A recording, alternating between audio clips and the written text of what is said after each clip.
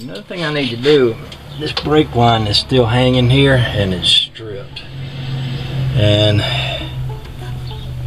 I'll need to get it disconnected so that this thing can slip out of here and I can cut it.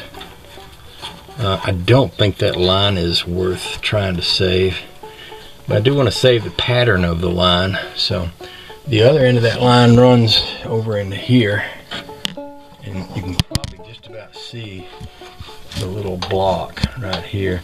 This is the line that runs down from the master cylinder. This is going to be the new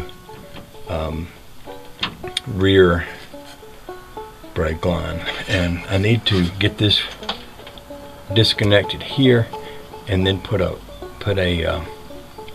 plug in that, and then when I run my new front brake lines, they'll be run down here on a separate line that'll have a T on it.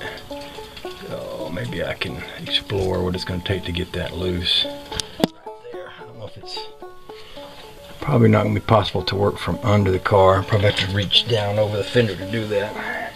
Well, anytime you're reaching down over a fender on a car like this, you don't want a big old Texas belt buckle scratching up that fender. So usually I'll either pull my shirt out over my belt buckle or I'll throw a blanket on the fender. And in this case I'm going to be, because I got the car kind of up in the air, I'm going to be standing on this little stooly thing right here. And my other option would be and could be to lower the car. I could do that too. Think about it. I know that I wouldn't lower it too far. Maybe I'll just get up on the stool. Good enough. Good enough, y'all. Okay, I'm going to give you a little visualization of what I'm doing, if I can, but I don't know if I can have a camera sit any place where you can see while I'm doing it. But the wrench on the right is a 9/16. It's around the T-block. And T-block also is mounted to the frame by a little tab. The tab isn't real sturdy, and so I don't want to be twisting it hard and allowing only the tab to support it. So I've got my 9/16 wrench on the T-block to hold it. The wrench on the left is a 3/8, and it's that open-end 6-point that I was telling you about that tow wrecker told me about a long time ago. Special braking wrench, brake tool that I got from Sears/Craftsman, which I guess Sears ain't Craftsman or Craftsman ain't Sears anymore. They're Stanley now, but I hope they keep having tools that'll be worth having. That's all I'm gonna say about that. I like this car that it has enough room to work on it. I mean, there's room to reach down by the manifolds and get to the spark plugs. I guess that's one of the things about a great big wide automobile.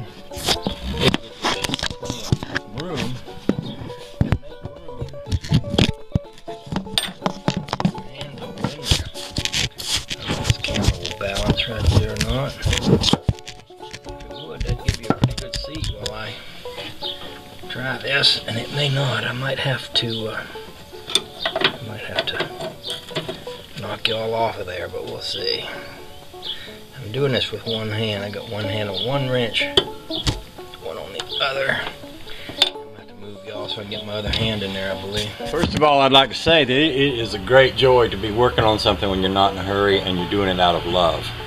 If you're a real mechanic, and when I say real mechanic, you know, somebody that gets paid for a living, you're generally in a hurry. You generally don't necessarily love the automobile you're working on, and it's not nearly so much fun. But when you love the vehicle you're working on and you're not in a rush, you have the time to not get upset by little things and figure out ways to fix things. Here's an example, and I've done this sort of thing before. I flattened out the end of this round pipe because I can't get enough leverage on that wrench right there. But with the end of this flattened out, I can slip this right over that and work it down in there.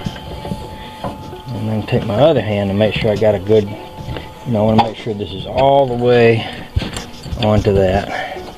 And now I have a goodly bit of leverage that I can put on this with this handle. So I'll take my other hand, and I do want to make sure that this is on there good. And I think what I'll do is I'll tap that a little bit, because you don't want to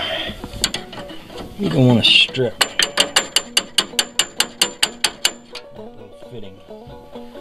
So now I'm going to hold this so that this doesn't turn too much, and I'm going to give this a good tug.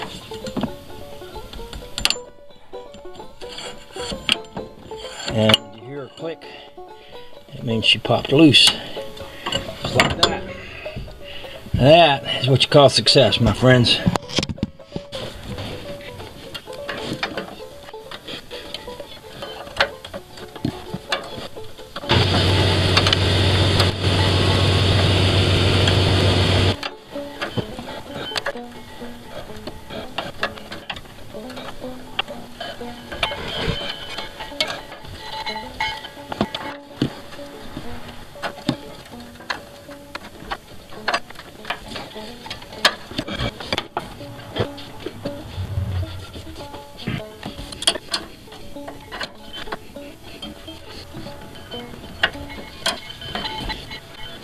Okay, she's loose.